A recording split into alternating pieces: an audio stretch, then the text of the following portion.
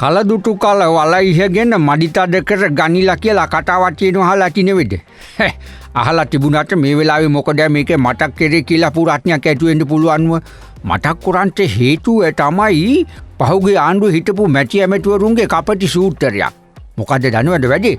අරගලයට මුවා වෙලා වියත්පුරයෙන් කුණු කොල්ලෙට ගෙවල් ගන්නට ගොහින් අහුවෙලා. ඕ කතාව.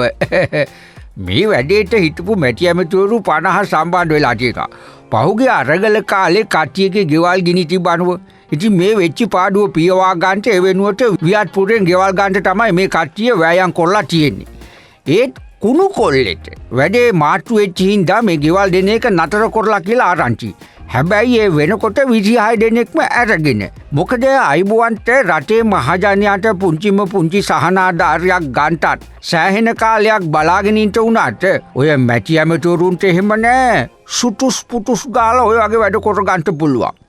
දන්නවනුව පහුගිය කාලේ ඔය අසරණ රෝගීන්ට යම් මුදලක් දෙන ජනාධිපති අර මුදලින් හිටපු අගමැති දිමු ජයරත්න මහත්තයයි මැටි ඇමතිවරුයි කට්ටිය සල්ලියන්න තිබ්බ විදිය ආයි මොකද ආන් ඒ වගේ තමයි. ඉතින් ආයිබුවන්ට 26 දෙනෙක් ගෙවල් ඇන තිනවා කිව්වනු මේකෙන් ආණ්ඩුවට වෙලා තියෙන පාඩුව කොච්චරද දන්නවද?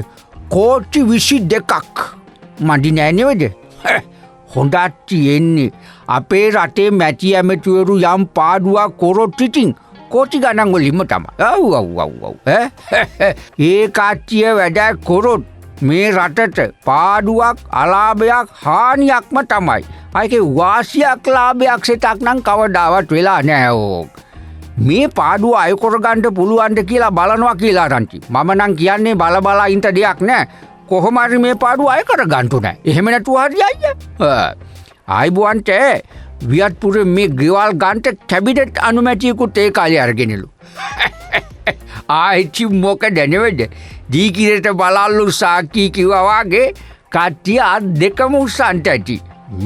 මේකේ හොඳම කෑල්ල මොකද්ද දන්නවද? අර ගෙවල් ගත්ත 26 දෙනා පහුගිය කාලේ ගෙවල් ගිනි ගත්ත මැටි ඇමතුරුන්ට කෝටි ගණන් වන්දි දෙනකොට වන්දිත් අරගෙනලු ඕන කෙරුවාව. වන්දිත් අරගෙන ගෙවලුත් අරගෙන. කනවත් වෙලා කන්ටෝ නෑ උස්පුරුත්තා වෙනකක් කියන්නේ ඕකට තමයි. අනේ සම්දුක්කාරේ.